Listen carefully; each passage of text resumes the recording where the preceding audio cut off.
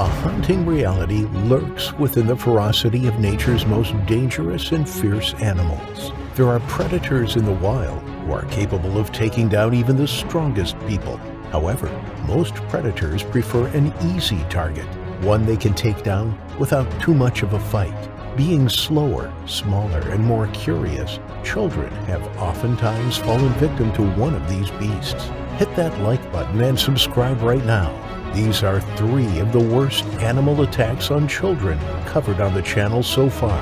Welcome to Final Affliction.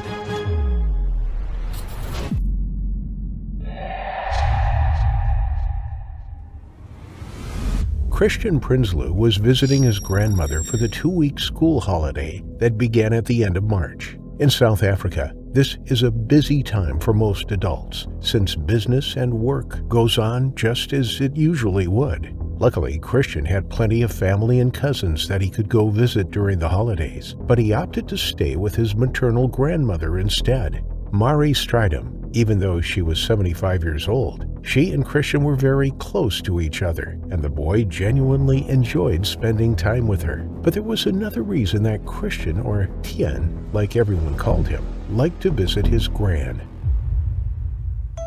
Mari lived in Ellisras, a town in the north of South Africa, just a stone's throw from the Botswana border. Ellisras has a large farming community with little acreages dotting the outskirts of the town for miles, and Mari was well ingrained in the community. They had nearly daily trips out to visit one friend or another, Mari usually checking in on the older members of the community if they were sick or just needed a bit of company. Tien spent those drives absorbing all of the books that the town's library had to offer, while he eagerly awaited the next stop and the next adventure. Most of those plots and farms had at least half a dozen interesting animals on it, and the residents never had a shortage of cookies and treats for the polite young man who was always willing to lend a helping hand where he could. One acreage took in abandoned gazelle calves, another had cages full of rabbits and guinea pigs, and yet another had a troop of meerkats that liked to sneak into the farm owner's house to wreak havoc.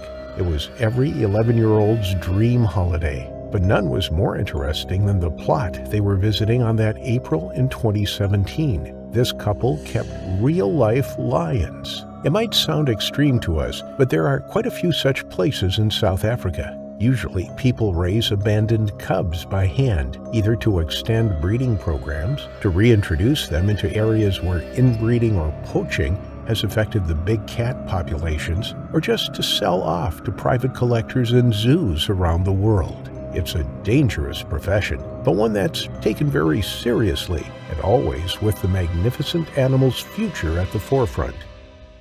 On this little patch of land, there were 3 fully grown lions, all hand-raised and about as close to tame as a wild cat could come. Tien had even played with a few cubs that found their way there before they were taken to their new homes, but these 3 had been on the property so long that it was by now their permanent home. Each had its own spacious cage, and every morning at late afternoon they were given free rein of the fenced-in 4 acres to stretch their legs, roll in the ground, and sharpen their nails on the massive mulberry trees all over the property.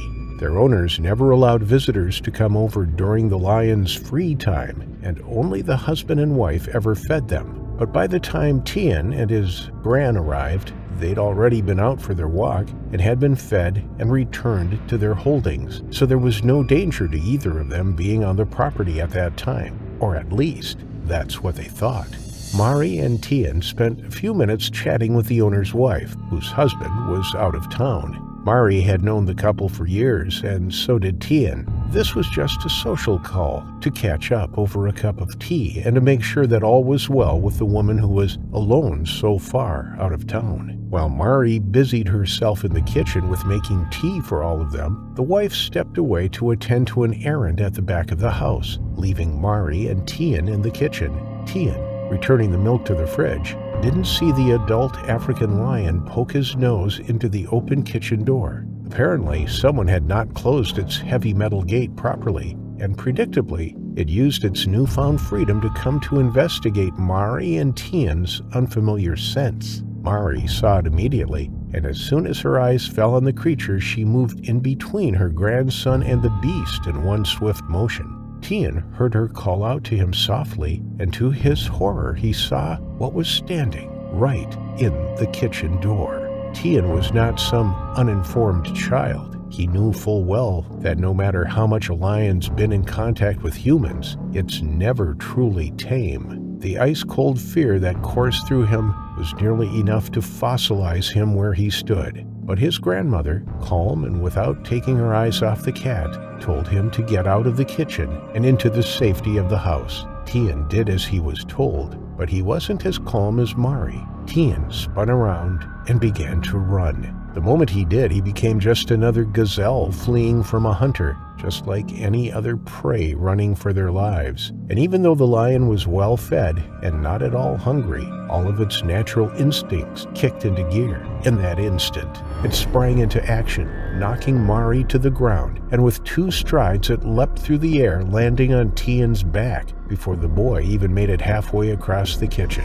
Its nails wrapped around his tiny shoulders, and its teeth sank into the back of Tian's neck and upper back. This male was on the younger side, its mane just having grown in fully, and it had never hunted before in its entire life. Had this been an experienced hunter, that bite would have been well aimed and it wouldn't have missed the jugular. Its full weight and the speed with which it had come at the 11-year-old slammed him to the ground with such force that 2 of his ribs and his nose broke instantly. Mari moved faster than a woman her age was supposed to. One moment the beast and the boy were on the ground, and the next, Mari was on top of them. She grabbed the mane, pulling as hard as she could. The cat let go of Tian, gave an angry swipe in her direction, and turned back to its prey. Mari didn't even feel the nails raking over her forearm and shoulder. She just launched herself back at the cat, completely disregarding its growls and teeth. On its back, she yanked and pulled, screaming in primal maternal anger. The noise had alerted the homeowner, and the woman came bursting into the kitchen just as Mari launched her second attempt to pull the animal off her grandson. The woman's yells were familiar enough to pull the lion out of its natural prey drive. It pulled out its nails from the boy's back and began to backtrack toward the open door, throwing Mari off its back in the process. Mari didn't wait for the tiles to get warm beneath her. Slipping on her and her grandson's blood, she scrambled to Tian's unmoving body. The homeowner ran after the lion, got it back in its cage, and ran back to the house with the intention of calling an ambulance. But Mari was one step ahead of her. She'd grabbed the car keys off the counter, threw them at her friend, and picked up Tian like he weighed nothing. The adrenaline was fueling her now. Even at 75, with her own wounds and her age dragging her down, she suddenly could have been 20 years old again. It took them 20 minutes to reach the nearest hospital, and there the damage was starkly clear. The back of Tian's neck and his back were shredded beyond repair. He was completely unresponsive, and his breathing was shallow. Besides patching up the deepest scratches to slow the bleeding and to get him on a transfusion, all that the small-town hospital could do was wait for the helicopter to arrive to airlift Tian to Pretoria City, where the best surgeons and specialists were already waiting. Mari, on the other hand, refused all treatment, insisting to stay with her grandson. It wasn't until the aircraft disappeared into the horizon that she finally collapsed from exhaustion and grief that staff were able to stitch her up. Her wounds were deep, but not fatal, and she was released within a few days. Tian was whisked into surgery the moment he arrived, but his condition was too dire. Unless a miracle happened, there was no waking up from the intense damage that his spinal cord received. The connection between the brain and the rest of the body was severed when those teeth gripped down his spine. For 3 weeks, Tian remained in his comatose state. He was kept breathing by the machines that beeped away in the background. His parents, Herman and Adri Prinsloo, kept vigil at his bedside, begging the public for prayers, while their only child showed no signs of brain activity. 3 weeks of hell later, and Tian died just 1 day after his 12th birthday. Mari made a full recovery, but she never stopped reliving the trauma of that day. And as for the lion, in a rare twist of events, the Prinsloo family did not wish for it to be put down. They recognized that it was only acting on instinct, driven by forces beyond its control. It was rehomed to another facility or park that's never been disclosed. They did not wish to pursue legal action. They realized that it was a mistake, and whether or not it was negligence or fate, a battle in the courts would never return their sweet, animal-loving boy back from his terrifying, final affliction. The city of Anchorage has the most population in the entire state, making it the chief commercial center. It lies at the base of the Chugach Mountains, a section of western North America's Pacific mountain range entirely contained inside the U.S. state of Alaska. The intrinsically delicate balance of the urban pillars in the foreground meeting the unsullied mountains of Chugach is the perfect symbolism for this city, a place anchored between nature and culture. Naturally, the people here have a heart for nature and love experiencing the beautiful landscape. Bird Ridge Mountain is one of the most popular sites where people can bathe their senses in the brilliant ecosystem. It is located southeast of Anchorage, along the Turnagain arm of Cook Inlet. It is home to the Robert Spur Memorial Hill event. This annual 3,400-foot uphill race climbs through the coastal forest to the tundra atop Bird Ridge Mountain, where people get an excellent view of the Turnagain arm and the surrounding mountains. On June 18, 2017, Father's Day, the Robert Spur Memorial Hill climb was celebrating its 29th year. It was a relatively cloudy day in Anchorage. Since the early morning, the sun had been overcast by the dull gray clouds. It loomed over the Cooper residence.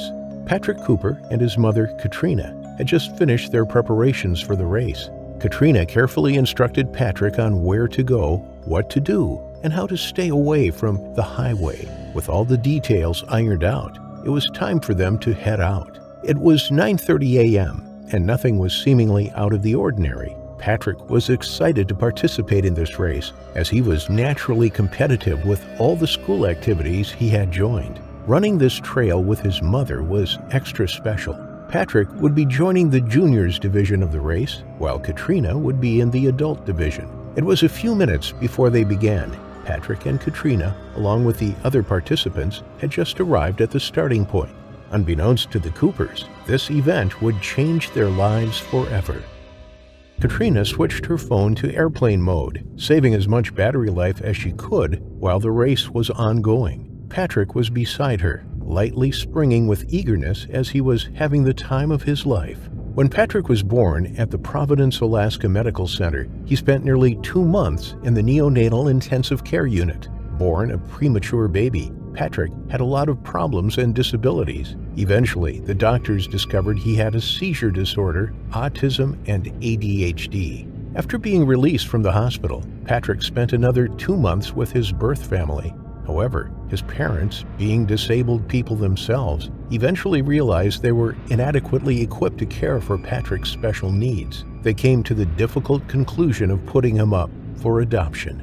Eventually, Patrick met the Coopers, and Katrina and her then-husband Dave were immediately awestruck at the young boy's bright energy. Although Patrick had challenges, he did not let them stop him from enjoying life. He was a bright character. He liked to run and often competed with the fastest kids. He fished, inner tubed at the lake, and was an immense hockey fan who would watch the games with his family. Chess and Monopoly were big in the Cooper household, eventually turning Patrick into a massive fan of the games. Patrick may have experienced some difficulties at school. However, he did not let that affect his progress. At the time of the race, he had just finished 10th grade. Although a little bit gassed out, Katrina and Patrick reached halfway up the grueling foot race. The 16-year-old boy beamed a smile toward his mother as they approached the end of the junior version of the race. Reaching the end, Patrick had to say goodbye to Katrina for now. The boy looked at his adoring mother and gave her another beaming smile. Katrina put her arm around the boy, calling him her little mountain goat. She told him they'll see each other again later, since the adult's finish line was atop the steep mountain slope. After one last look at him, Katrina said goodbye and proceeded to head up the trail again. Patrick began to head back down the trail along with the other kids. Unfortunately, this was the last time Katrina would see her son alive.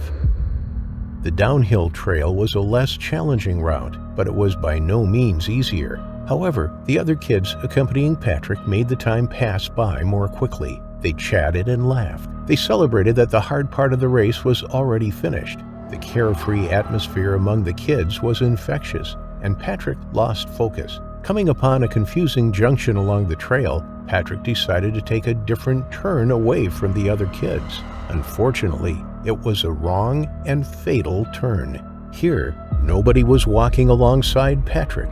He noticed the vegetation got denser as he trudged along the route, not connected to the race circuit. He continued to descend the trail and things became quieter. As the laughing of the young participants faded slowly in the background, the hush of the Alaskan wilderness became more prominent. Patrick could hear the rustling of the leaves as he stepped on them. Unwittingly walking farther down the trail, Patrick heard sounds in the bushes. At the same time, he finally realized nobody was walking with him anymore, prompting him to pause and attempt to rejoin the group. However, they were nowhere to be found. Suddenly, from a few feet away, Patrick noticed something hiding in the bushes, a massive black silhouette. The 16-year-old boy unintentionally crossed paths with a black bear.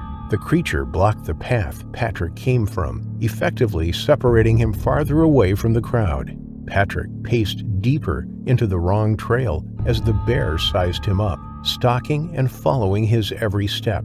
The young boy felt the dread looming over him. Patrick paced his steps more quickly and began to reach for his phone. Alarmed by the dire situation, Patrick texted his mother and brother but got no response from them. As he watched the bear carefully, Patrick left out a few voicemails. The bear eventually made its move and charged toward Patrick. It advanced with such speed, the distance between them seemed nothing. Patrick was sweating up a storm as he sensed the danger he was in. Fully panicked at this point, Patrick turned his back and decided to make a run for it. Unfortunately, it was a big mistake. The bear's senses quickly turned predatory. The worst mistake a person can make when encountering any predator is to attempt to outrun the creature. Predators operate more dangerously when they know their prey has no chance against them. And with his back against the bear, Patrick was an easy target. With its big and powerful legs, the bear pounced on the young boy, mauling him and quickly dragging him away. The creature used its powerful paws laced with 2-inch claws to hold him down. The bear began biting Patrick, chewing at his legs, face, and arms with its 3-inch canines that could snap bones in half. The young Patrick had no chance at all. Back at the starting area, Katrina noticed something was amiss. Patrick was not there when he should have reached the meetup point before her. Patrick's brother Jesse informed her of what happened. After receiving the distressing call from his brother, Jesse notified Brad Prikoski, the race director, about the situation. Brad immediately alerted race crews to search for Patrick. Katrina was understandably shocked, and she immediately joined in the search. Unfortunately, after a few hours, some responders were able to locate Patrick. He was already lifeless, and the black bear was still on top of him, guarding his kill. Immediately, a Chugach State Park ranger shot the bear in the face. However, it wasn't enough to kill it, prompting the creature to get away. As Patrick's remains were airlifted from the scene, the Coopers could do nothing but weep at his horrible fate. "We are all better people for the honor of having him in our lives. He will be dearly missed," said Patrick's family. The authorities scoured the area for the bear and were able to kill a 250-pound male black bear. They noticed it had been shot with a slug in the face, concluding they got the bear that killed Patrick. Experts weighing in on the case deemed the incident a rare predatory attack. The bear was not defending its cubs or a kill. It just so happened that it saw Patrick as an easy target, taking yet another amazing person to meet their unfortunate final affliction. There are thousands of polar bears in Alaska, but despite this, attacks on humans are incredibly rare. Polar bears are apex predators, hunting seals, young walruses, and even sometimes beluga whales and narwhals. But occasionally they stumble into local communities on the search for food. In the small village of Wales, located on the Seward Peninsula on the western coast of Alaska, tragedy struck in January 2023. The The close-knit community of about 150 people were going about their daily lives. The village, the westernmost on North America's mainland, overlooks the Bering Strait. The small settlement is rich in its cultural heritage. It is one of the most isolated settlements in America, a frozen landscape, a tundra of ice and snow. The weather had been terrible for the past few days. Strong winds whipped up ground-lying snow, creating whiteout conditions. The people of Wales were used to this. It was common for supplies to dwindle before planes flew in to restock. Once the entire community ran out of toilet paper. They didn't see a plane or helicopter for 6 weeks. That was part of the life here. The harsh conditions, but also the magical beauty of the landscape, relatively untouched by man, a wilderness that beckons adventure and the exploration of the great outdoors. Summer Myomic, a 24-year-old mother and popular member of the community, was braving the elements. She was walking with her 1-year-old son, Clyde Angtawasruk. It was January 17th, 2:30 in the afternoon. The pair were walking between the small school and medical clinic. There was nothing unusual about the day. The route Summer took was routine and unremarkable, but camouflaged against the backdrop of white was a predator, an apex predator that was top of the food chain. It was looking for a meal. It stalked towards the village. Its paws, 12 inches, 30 centimeters across, and bearing 2-inch claws, trod firmly on the ground. Its lumbering gait was hidden from view by the poor visibility. It was making its way closer to the village. With every step, it was closer to its kill. It was a large polar bear. It stopped momentarily, raised its head, and sniffed the air. Its keen sense of smell had drawn it towards the village. Perhaps the scent of garbage had wafted on the air. Perhaps the smell of food or humans had enticed it inland. Able to detect a seal 1 mile away and hidden under 3 feet of snow, polar bears have an acute sense of smell. They are almost impossible to hide from outside in the elements. Sprinting at up to 25 miles per hour, you can't outrun them. Standing up to 3 meters on their hind legs, you can't fight them off. They are a formidable predator.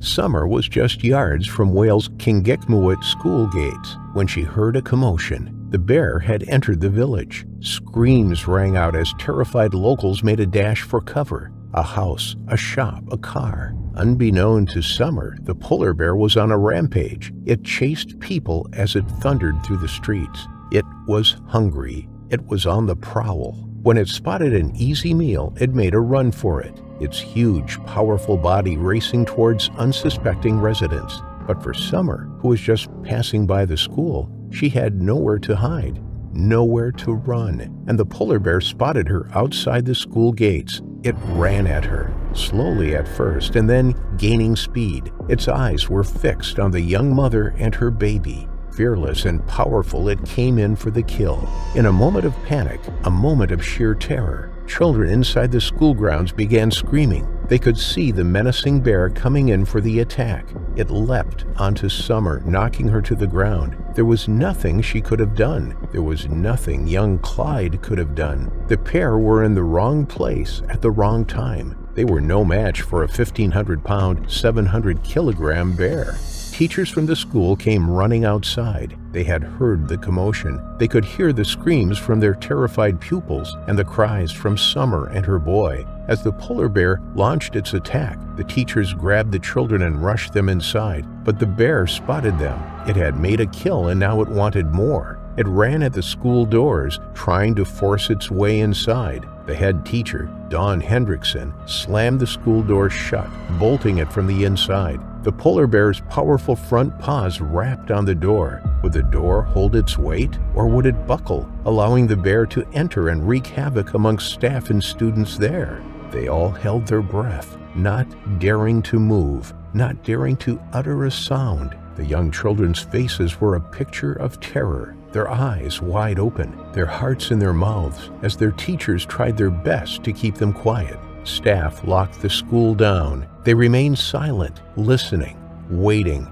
hoping upon hope that the door would hold out, that the bear would leave them alone. They drew the blinds on the windows. The bear couldn't see in. The people couldn't see out.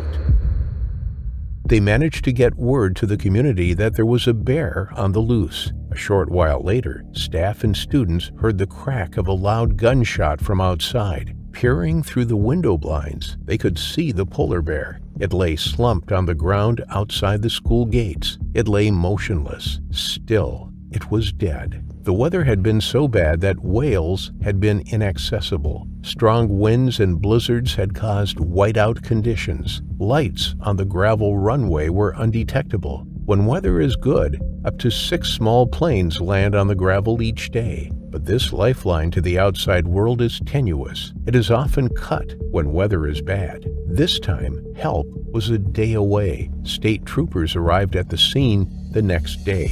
The attack on Summer was a haunting reminder of how fragile life is. She and her young son had their lives ripped away from them in a terrible way. Until then, locals had lived without fear from attack for more than 30 years. Despite being on the fringes of the Arctic Circle, polar bear sightings within the village are rare, and attacks even more so.